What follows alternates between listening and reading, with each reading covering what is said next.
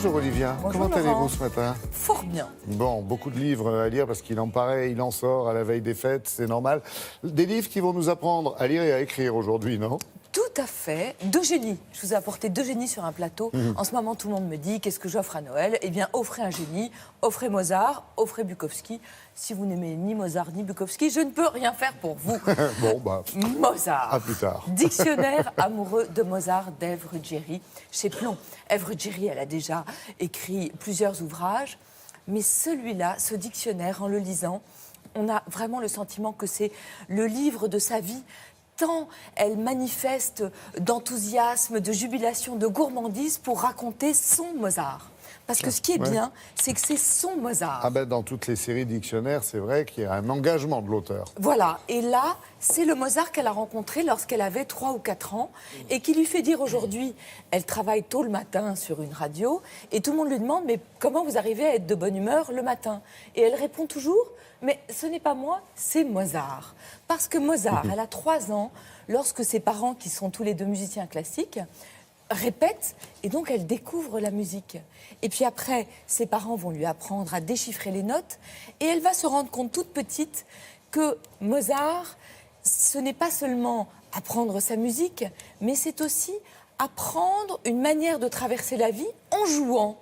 Et d'ailleurs, les musiciens, ils jouent de la musique lorsqu'ils pratiquent leur art. Et donc, ce qui est formidable dans ce dictionnaire, c'est qu'il y a une masse d'informations absolument prodigieuses. Elle a fait un travail de titan et vous découvrez des choses absolument géniales. Et en même temps, la manière qu'elle a de vous le transmettre, elle vous le transmet en jouant. Et ce qui permet d'avoir une image de Mozart qui n'est pas du tout la statue, l'icône, mais c'est un homme. C'est ça qui est formidable. Celle du C'est commandeur. un homme attachant, loyal, courageux, insolent.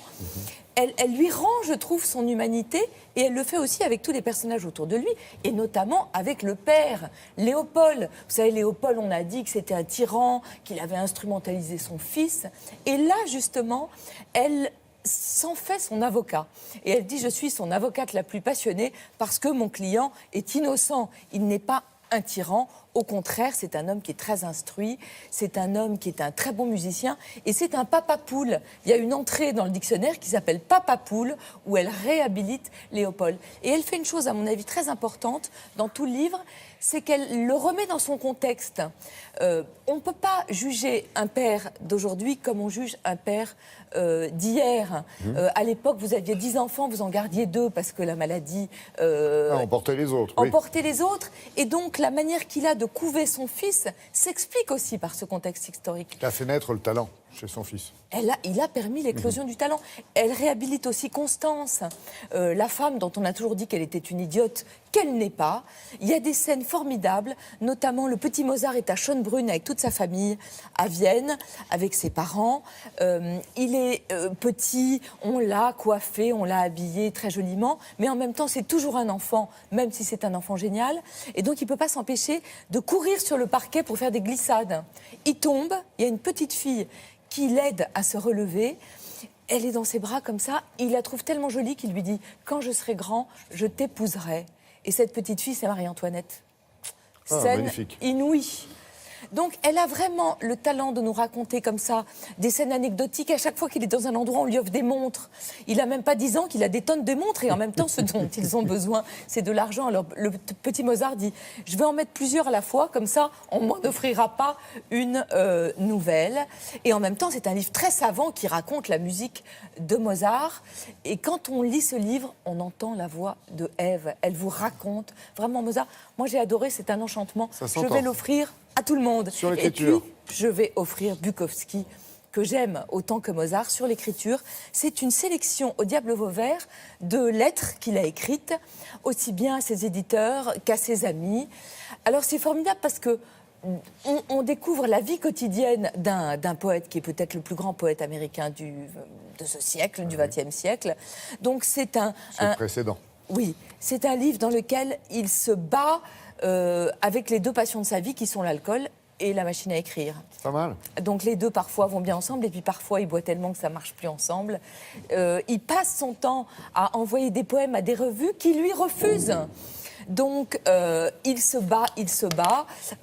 C'est un livre qui approche au plus près ce que c'est que la littérature. Et la littérature, c'est la vie. C'est ça, je trouve, qu'il écrit de manière géniale. Il s'emporte contre tous les faux poètes. Il leur dit « je leur garde des baisers de napalm ». Et puis, au fur et à mesure, il devient ce poète inouï. Il y a une lettre à John Fante, qui est son poète préféré. C'est une des choses les plus belles que j'ai lues de ma vie. Voilà, c'est au diable Vauvert. Si vous m'aimez, vous foncez acheter Bukowski avec Mozart. Et puis, je vous ai trouvé pour les petits un bon génie qui est Paddington. Le Paddington 2 sort au cinéma.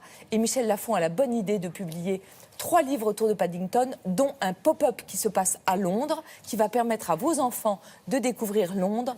C'est beau, c'est drôle. Sympa, ça. Vous savez que Paddington va fêter ses 60 ans l'année prochaine, pourtant il n'a pas un poil de gris. Et surtout, il a cette fantaisie irrésistible. C'est chez Michel Lafon.